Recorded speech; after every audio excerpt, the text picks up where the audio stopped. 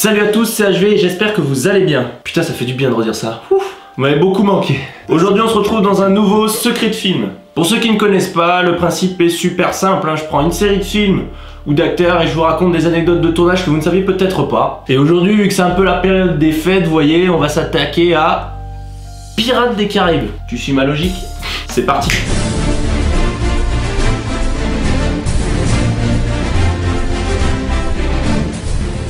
Vous l'aurez tous remarqué, au cinéma on peut adapter un film de plusieurs façons, à partir d'un roman, d'une musique ou même de la réalité. Mais pour Pirates des Caraïbes, c'est un peu différent. En fait, le film est adapté d'un manège, celui qui est présent dans tous les parcs Disney, qui s'appelle Pirates des Caraïbes. Et oui, mais il faut savoir aussi que ce n'est pas le seul film à être adapté d'un manège. Et non, il y a aussi un autre film que vous devez sûrement connaître, qui est Le Manoir Hanté avec Eddie Murphy, qui est donc lui aussi une adaptation d'une attraction du parc Disney.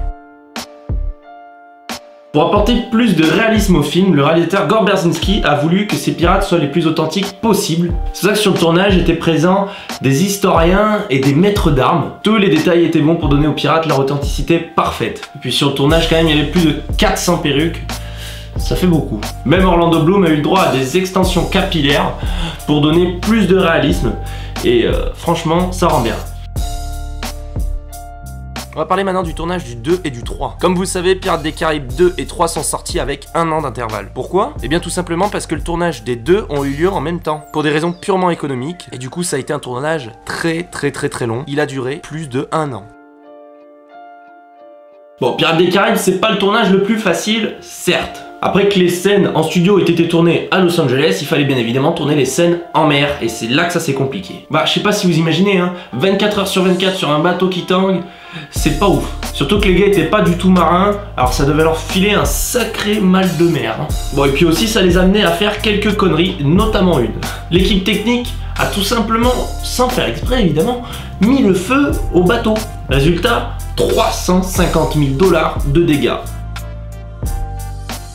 Pour vous rendre compte du blockbuster qui est Pirates des Caraïbes, je vais vous donner quelques chiffres. Il s'agit en l'occurrence de chiffres du Pirates des Caraïbes 2. Pirates des Caraïbes, c'est donc 475 téléphones utilisés par l'équipe technique, 550 tonneaux fabriqués par les décorateurs, 178 barils de poudre pour les pistolets, 6000 piles utilisées par l'équipe sonore, 141 km de cordes nécessaires pour les bateaux, 539 km de pellicules et 200 000 repas servis. Ouais, c'est des gros chiffres.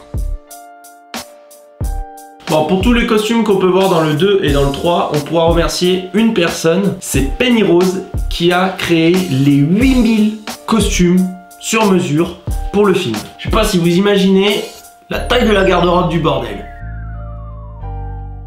Dans le 4e volet de la saga, on peut retrouver Penelope Cruz, et le tournage n'avait rien d'anodin pour elle, puisque la jeune femme était tout simplement enceinte. Le problème, c'est qu'au début, ça allait, mais après, ça a grossi. Le ventre devenant de plus en plus gros à l'image, ils ont dû trouver une solution. Et c'est tout simplement sa sœur Monica Cruz qui va jouer la doublure de Penelope. À la fin du tournage, une nouvelle catastrophe a eu lieu. Et c'était encore un accident de bateau. Décidément, l'actrice Keira Knightley qui venait finir son tournage devait rentrer à l'hôtel. Malheureusement, le pilote du bateau a heurté le récif. Et le bateau a tout simplement coulé. L'actrice aurait pu perdre sa vie. Mais heureusement, encore aucun blessé.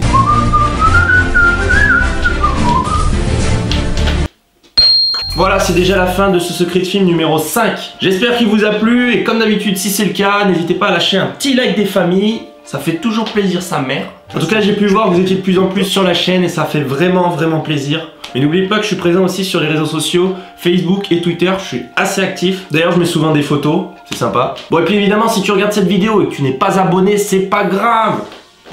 Tu cliques. Boum!